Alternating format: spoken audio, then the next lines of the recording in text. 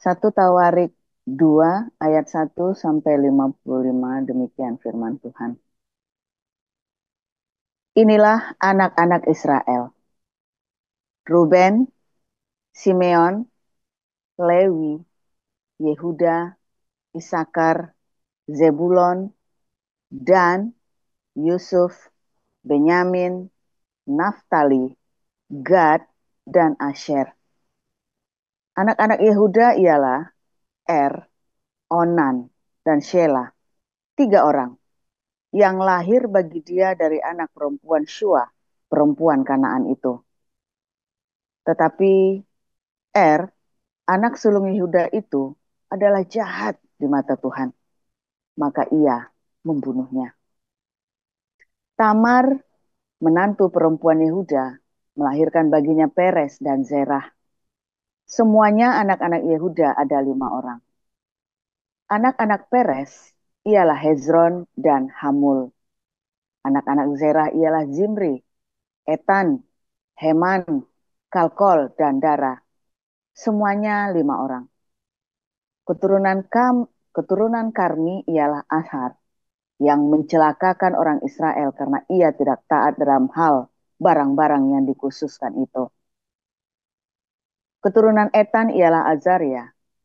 Anak-anak yang lahir bagi Hezron ialah Yerahmeel, Ram, dan Kelubai. Ram memperanakkan Aminadab, dan Aminadab memperanakkan Nahason, pemimpin Bani Yehuda. Nahason memperanakkan Salma, dan Salma memperanakkan Boas. Boas memperanakkan Obed, dan Obed memperanakkan Isai. Isai memperanakkan Eliab, anak sulungnya, dan Abinadab, anak yang kedua. Dan Aminadab, anak yang kedua Simea, anak yang ketiga Netaneel, anak yang keempat Radai, anak yang kelima Ozem, anak yang keenam, dan Daud, anaknya yang ketujuh. Saudara-saudara perempuan mereka ialah Zeruya dan Abigail. Anak-anak Zeruya ialah Abisai, Yoab, dan Asael, 3 orang. Abigail melahirkan Amasa, dan ayah Amasa ialah Yeter, orang Ismail itu. Kaleb bin Hezron memperanakkan Yeriot dari Azuba, istrinya. Dan inilah anak-anak perempuan itu: Yesier, Sobab, dan Ardon. Sesudah Azuba mati, Kaleb mengawini Efrat yang melahirkan Hur baginya. Hur memperanakkan Uri, dan Uri memperanakkan Bezaleel. Sesudah itu, Hezron menghampiri anak perempuan Makir, bapa Gilead. Ia mengawini perempuan itu ketika ia berumur 60 tahun. Perempuan itu melahirkan Segub baginya. Segub memperanakkan Yair yang mempunyai 23 perkampungan di tanah Gilead. Tetapi Gezur dan Aram merebut Hawot Yair daripada mereka, juga Kenat dan tempat-tempat jajahannya. 60 perkampungan. Itulah semuanya keturunan Makir, bapa Gilead. Sesudah Hezron mati, Kaleb menghampiri Efrata. Dia adalah istri Hezron, ayahnya. Maka perempuan itu melahirkan baginya Asyur, bapa Tekoah. Anak Yerahmeel, anak sulung Hezron, ialah Ram, anak sulung Buna, Oren, Ozem, dan Ahia. Tetapi Yerahmeel mempunyai seorang istri lain bernama Atara. Dialah ibu Onam. Anak-anak Ram, anak sulung Yerahmeel ialah Maas, Yamin, dan Eker. Anak-anak Onam ialah Samai, ialah, dan anak-anak Samai ialah Nadab dan Abisur. Nama istri Abisur ialah Abihail, yang melahirkan Ahban dan Molid baginya. Anak-anak Nadab ialah Selet dan Apaim. Selet mati dengan tidak mempunyai anak. Keturunan Apaim ialah Yisel, dan keturunan Yisel ialah Sesan, dan keturunan Yesesan ialah Ahlai. Anak-anak Yada, adik Samai, ialah Yeter dan Yonatan. Yeter mati dengan tidak mempunyai anak. Anak-anak Yonatan ialah Pelet dan Zaza. Itulah keturunan Yerahmeel.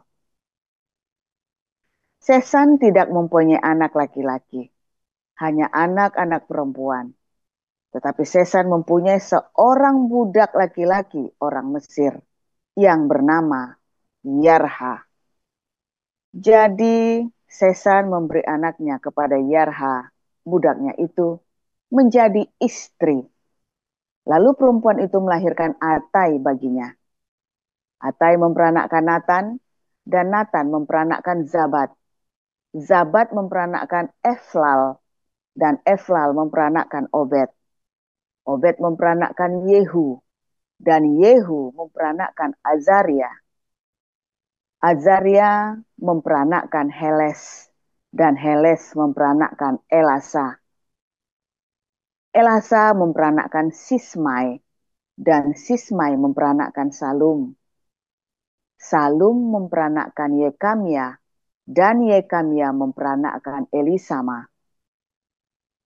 Keturunan Kaleb, adik Yerahmeel, ialah Mesa, anak sulungnya Bapa Sif, dan anak-anak Maresa, Bapa Hebron. Anak-anak Hebron ialah Korah, Tapuah, Rekem, dan Sema. Sema memperanakkan Raham Bapa Yorkem, dan Rekem memperanakkan Samai. Anak-anak Samai ialah Maon, dan Maon ialah bapa Bet Zur. Eva, gundik Kaleb, melahirkan Haran, Moza, dan Gazes. Haran memperanakkan Gazes. Anak-anak Yohdai ialah Regem, Yotam, Gesan, Pelet, Eva, dan Saaf. Gundik Kaleb, yakni Maaka, melahirkan Seber dan Tirhana. Perempuan itu melahirkan juga Saaf, bapa Madmana, dan Sewa, bapa Makbena, dan bapa Gibea. Anak perempuan Kaleb ialah Aksa. Itulah keturunan Kaleb. Anak-anak Hur, anak sulung Efrata ialah Sobal, bapa Kiryat Yearim.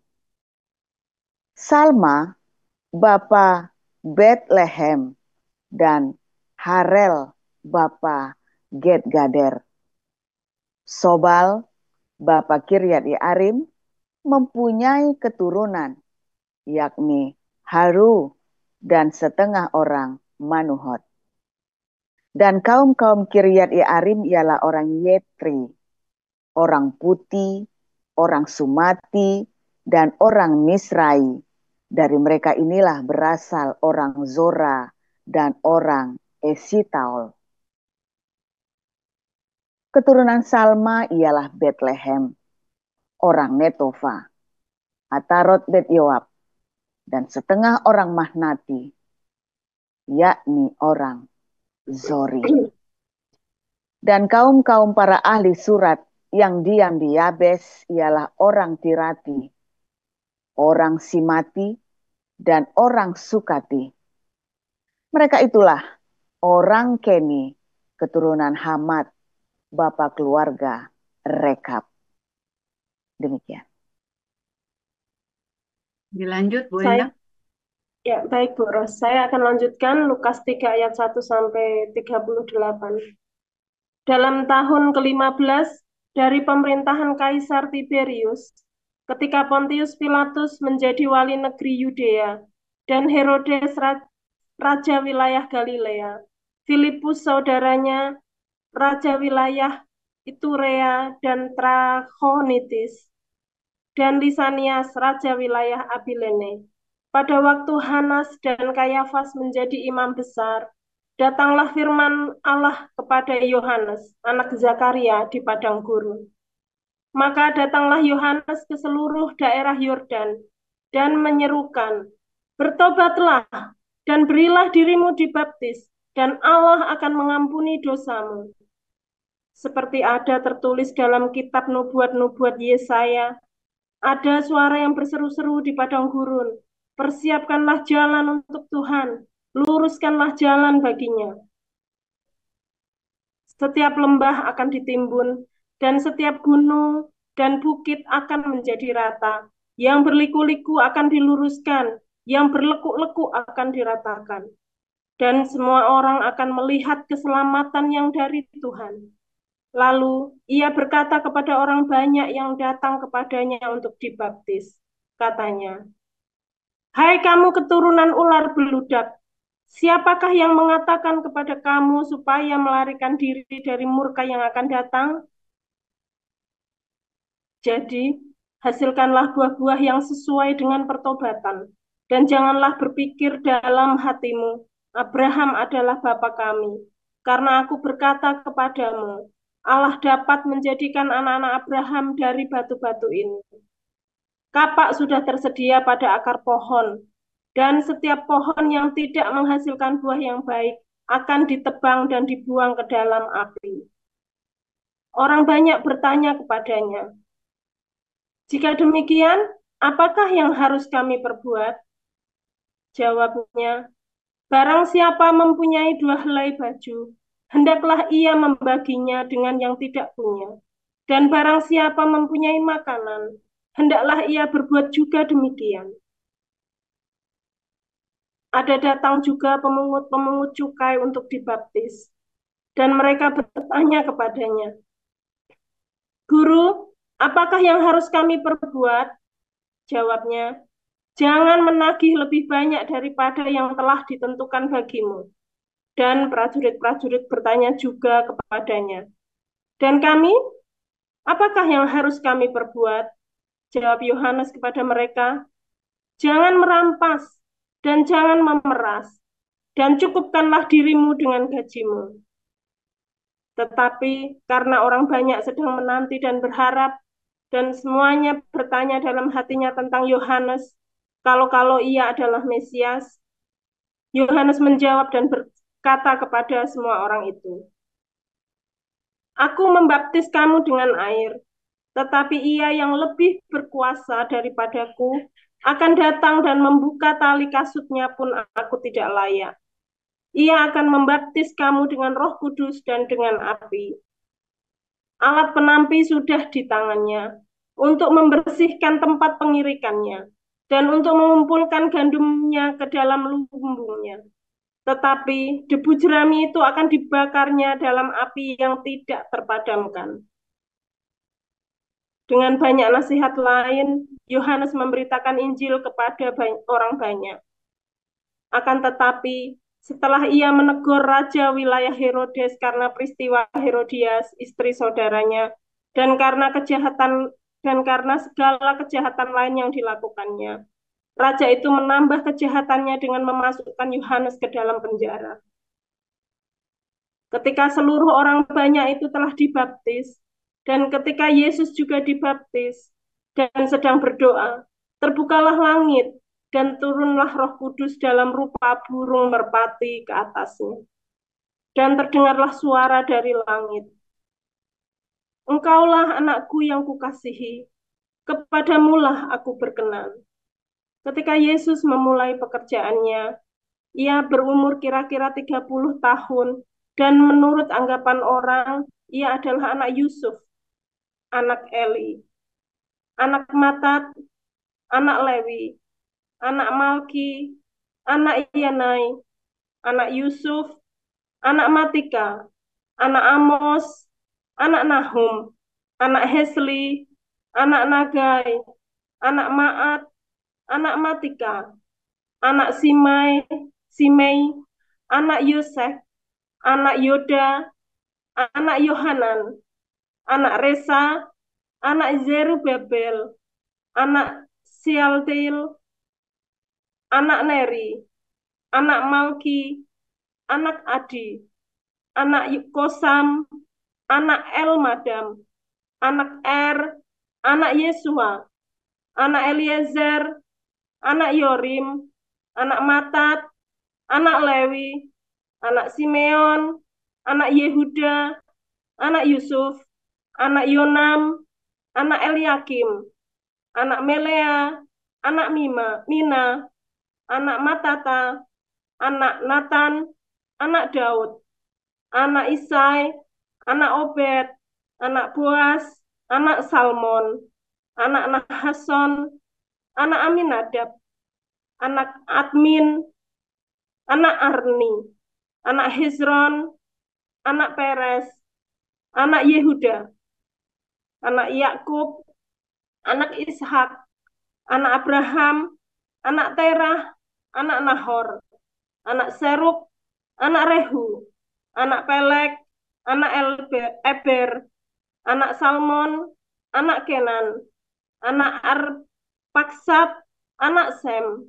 anak Nuh, anak Lamek, anak Metusalah, anak Henokh, anak Yared, anak Mahalalil, anak Kenan, anak Enos, anak Set, anak Adam, anak Allah. Amin. Demikian firman Tuhan. Haleluya, luar biasa. Firman Tuhan selalu baru setiap hari. Ketika kita menanti-nantikan Tuhan, loh, kok dipindah? Nah, jadi ganti-ganti. Ketika kita menanti-nantikan Tuhan dengan penuh cinta, dengan penuh pengharapan yang teguh ya, saudara ya. Jangan goyah, terutama ibu-ibu, ya ibu-ibu. Saudara, kalau dalam pernikahan, suami itu yang pegang peranan, ya. Suami-suami, kamu tidak bisa menuntut apapun dari istrimu, dari anakmu. Apapun kamu, itulah mereka. Ya, sudah pernah dibahas bolak-balik ya di kelas apostolik juga diajarin. Bukan salah istrimu, bukan salah anakmu. Pokoknya apapun ke kondisi keluargamu, ya itu salahmu. Ya, suami-suami. Serius saudara, ini bukan cuma di Indonesia, di seluruh dunia. Karena suami itulah yang punya tanggung jawab. Apapun kesalahan istrimu dan kesalahan anakmu, itu salahmu, saudara ya. Ya kan? Karena kita adalah imam. Kita adalah orang-orang yang Tuhan percayakan untuk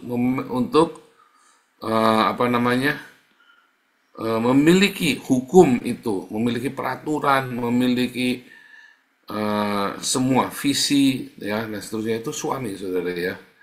Kamu punya istri yang bawel, ya salahmu sendiri, bukan salah istrimu sudah jadi bawel begitu. Ya entah apa, kamu introspeksi. Kalau kamu punya istri yang bukan bawel ya, istri yang bahkan kalau istrimu selingkuh ya, bahkan ketika istrimu selingkuh loh saudara, itu bukan kesalahan istrimu, kesalahan kamu. Jahat ya, wah jangan nggak percaya saya saudara ya. Saya sudah berapa kali konselingin orang ya. Udah saudara istrinya nggak bener, iya dari mulai kamu dulu. Semua dimulai dari suami ya. Udah pernah diajarin juga ya, kita nggak belajar itu hari ini. Tapi hari ini ibu-ibu, anakmu, kalau kamu kepengen anakmu benar, ya, maka ibu itu kudu benar. Ibu itu harus benar-benar menjaga anak-anaknya, seorang ibu itu. Ya, kalau di kelas HBC sudah saya ajarin ya, mother and daughter di dalam Torah, ya, ibu dan anak di dalam Torah. Dulu udah pernah belajar juga ya di doa pagi, pernah saya singgung sedikit ya. Saudara, kalau di dalam dunia Arab, perempuan itu nomor 17, saudara ya. Nggak kepake perempuan itu. Kamu cuma malah penghuni neraka paling banyak perempuan. Kasihan nih kalian. Kalau gitu ngapain kalian diciptakan ya, saudara, kalau cuma buat jadi pemuas syahwat lelaki dan masuk neraka doang. Ya. Tetapi kalau di dalam Alkitab, Ya, kalau di Arab perempuan itu pemuas syahwat lelaki dan kamu bikin laki-laki sial. Kamu bikin laki-laki sial nggak bisa masuk surga tuh. Gara-gara rambutnya kamu tuh. Kalau bulu keteknya jatuh gitu ya. Kamu laki-laki yang lihat itu masuk neraka gara-gara kamu itu, saudara. Gara-gara bulu ketek merontok gitu ya. Ketombean misalnya. Ngeliat bulu ketekmu lalu dia tegak berdiri lalu berfantasi. Wah, itu gara-gara kamu tuh, saudara. Masuk neraka tuh. Padahal kamu sholatnya sehari 10 kali. Ya, rapet semuanya kayak mumi ya, saudara, di kerudungin. Tapi kalau di dalam Alkitab, di dalam tradisi Yahudi, para wanita ini yang menentukan nasibnya suatu bangsa Israel. Para perempuan inilah yang menentukan kepemimpinan di Israel, saudara. Makanya perempuan-perempuan ini selalu disebut dari gundiknya, dari siapa ya. Kalau dalam silsilah Arab itu semoga cuma disebutin namanya satu-satu. Kalau di dalam Alkitab perempuannya disebut, saudara. Apalagi kalau ada kasus khusus, ya seorang pelacur bernama pelacur ya Rahab, ya kan, Tamar disebut, saudara ya. Perempuan asing, perempuan Moab, Ruth disebut, saudara. Di dalam tradisi Yahudi, perempuan-perempuan ini juga memegang peranan penting terhadap keberhasilan suatu bangsa. Mulai dari Hawa, ya. Saudara pikir kalau Hawa tidak memberikan buah pengetahuan itu kepada Adam, emang masih ada manusia di muka bumi ini, saudara? Nggak ada, saudara. Ya, nggak mungkin Adam itu bisa tahu bagaimana caranya beranak, saudara ya. Kalau bukan karena Hawa memberikan buah pengetahuan, ngambil resiko. Hawa mengambil resiko. Kalau bukan karena istrinya Musa, udah mati itu Musa, saudara, mau dibunuh sama malaikat. Gara-gara anaknya nggak disunat. Ya kan? Kalau bukan karena ibunya Musa dan kakaknya Musa Miriam, Yokebed dan Miriam, nggak ada bangsa Israel hari ini, saudara. Nggak ada. Kalau bukan karena Sarah, nggak ada bangsa Israel. Bahkan kekristenan pun tidak ada kalau bukan karena Sarah, saudara. Tidak ada kekristenan. Ya kan? Kalau bukan karena Maria, ibu Yesus.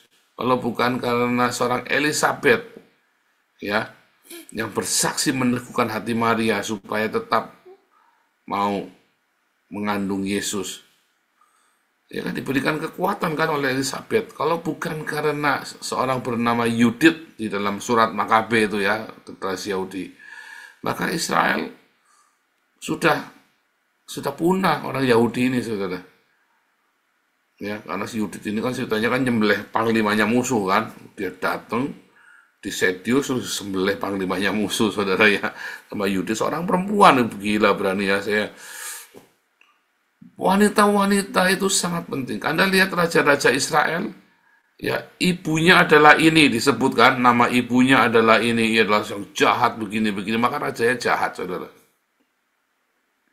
Ibu-ibu, ya, ayo jaga hidupmu, supaya keputusan perkataanmu, tindakanmu adalah tindakan yang di dalam Tuhan. Nanti anakmu akan melihat kamu tidak susah mendidik anakmu. Karena hidupmu tidak benar, maka kamu kudu teriak-teriak mendidik anakmu, saudara. Waktunya makan, kamu mainan mahjong, saudara ya. Siapa di sini kalau lagi makan, jamnya makan, anaknya lagi bayi ya. Bayangin itu, saya dulu kan tinggal di daerahnya Apeng itu ya. Saya dulu tinggal daerahnya sana, daerahnya Apeng, saudara. Jamnya makan, anaknya mau makan, kelaparan, ibunya mainan mayong, saudara, mainan kartu, mainan ceki, saudara. Edan nggak? Gila, anaknya lapar sampai nangis ya. Saya ngeliat sampai gede-gede gitu ya. Waduh, gimana anak itu nggak berontak sama orang tuanya, ya kan? Wah, jamnya ya anaknya harusnya tidur jamnya tidur siang, diajak belanja di pasar baru, saudara. Wah, siang-siang ada bolong kepanasan sama anaknya nyengir begitu ya, kasihan ya. Sambil ngantuk-ngantuk cekluk-cekluk begitu. Aduh, kasihan, saudara ya. Ibu-ibu perhatikan anak-anakmu, karena kamu punya waktu. Jangan malah sibuk belanja, jangan malah sibuk ngerumpi. Ibu-ibu, jangan suka ngerumpi, minggir, jangan deket-deket tetangga. Beneran ya, jangan deket-deket tetangga. Tapi bukan harus jauhin musuhnya, bukan. Maksudnya jangan tiap hari nangga, ya kenal saja. Ya, hati-hati. Kamu pergi ke tetangga lebih banyak ruginya daripada untungnya, kecuali kamu tukang kredit. Kamu, aduh, hati-hati ya. Tapi tukang kredit pun lebih banyak ruginya. Tetangga pada utang, pada tidak bayar. Ya, ibu-ibu ingat-ingat, Anda punya rumah. Kalau laki-laki itu bisa membangun sebuah rumah yang besar, kamulah yang membuat itu, rumah itu menjadi nyaman untuk ditinggali. Ya, anak-anakmu pengen pulang ke rumah karena ada kamu di rumah. Jadi jangan malah kamu yang mau anaknya mau pulang ke rumah, malah kamunya ngacir kemana, saudara, jangan. Ibu-ibu, biarlah kamu menjadi tempat kita pulang, ya kan? Dulu kita kan pergi ya, gitu. Kita kan pindah-pindah rumah karena kepekerjaan. Anak saya nanya, rumah kita tuh di mana toh, Pak? Ya, saya sampai bingung jawabnya rumahnya di mana. Kita pernah di Bali, pernah di Palembang, pernah di Jakarta, ya, pernah di Semarang, Salatiga, ya kan, di Dumai. Gimana cari rumah kita di mana, Pak? Sekarang jelas gitu ya, kita rumah kita nggak pindah-pindah. Ini paling lama kita nih ya, 7 tahun nggak pindah-pindah. Rumah kita di mana, Pak? Rumahmu itu di mana ada papa dan mama? Lah rumahnya saya di mana? Rumah saya di mana ada istri saya, saudara. Ya kan? Rumahnya anak saya di mana ada mamahnya, di mana ada papanya. Ya kan? Artinya si ibu ini kan rumah bagi suaminya, rumah bagi anaknya kan. Karena kan suami kan pergi-pergi. Ya kan? Makanya si ibu itu adalah rumah bagi suami dan anaknya. Ibu itu adalah rumah bagi seluruh keluarganya. Kalau Anda tidak punya rumah, ya kan, Anda punya kontrakan, pindah-pindah. Anakmu nanya, di mana rumah kita? Rumah kita itu di mana mama ada, itulah rumah kita. Itulah rumahmu. Ya kan? Nah, bagi orang Israel juga sama ya. Seorang ibu itu memberikan kontribusi yang sangat penting bagi anak-anaknya, bagi keberhasilan sebuah visi yang besar. Kalau orang Amerika itu percaya, ada seorang wanita di balik laki-laki yang besar ya. Di balik laki-laki yang hebat itu selalu ada seorang wanita, baik itu istrinya maupun itu ibunya. Dan itu dipengaruhi dari mother and daughter dari tradisi orang Yahudi, saudara ya. Makanya wanita itu sangat dihargai. Tetapi wanita ini harus menjaga hidupnya benar-benar.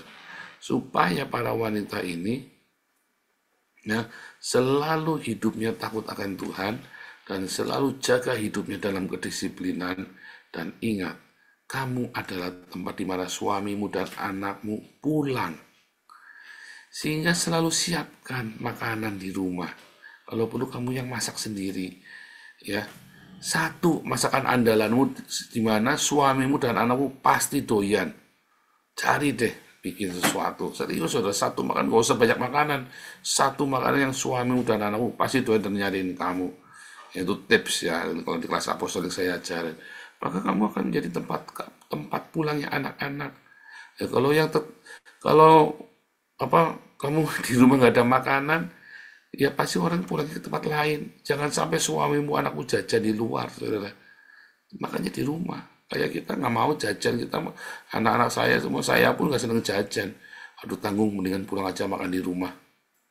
Belajar seperti itu ya, saudara ya. Belajar, nanti anak-anakmu akan berhasil. Nanti suamimu akan tenang. Ya. Nanti kamu akan bahagia.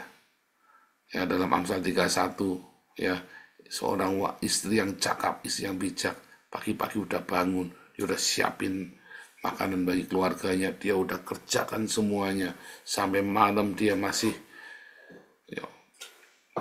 mengerjakan pekerjaannya bagi keluarganya. Pembantu, Pak, bukan. Pembantu itu dikerjakan digaji. Kamu bekerja karena kamu sayang sama suamimu dan anakmu, dan karena anakmu dan suamimu mencintai kamu.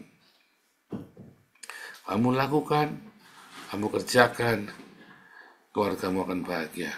Turun-temurun, anak-anakmu akan jadi anak yang baik. Ya, kamu cukup ngomong, ya anak-anakmu akan pulang. Sejahat apapun anakmu, mama kangen sama kamu. Pulang, saudara. Ya, pasti pulang anak itu, saudara. Tinggal kamu ngomong. Ya, ibu-ibu, wah ini firman Tuhan khusus buat ibu-ibu ya. Dulu kan buat papa-papa, ini sekarang buat ibu-ibu. Pegang baik-baik firman Tuhan. Setiap hari ada satu lagu ya, di doa ibuku, namaku disebut. Itu mami saya tuh, saudara ya. Kalau pagi, dia pasti berdoa, dia doain satu-satu. Ya berdoa buat suaminya, buat anak-anak yang disebut satu-satu, saudara ya. Dan itu memang betul, itu bukan retorika ya, saudara ya. Ketika kamu berdoa, jangan di dalam hati, saudara ya. Berdoa yang keras.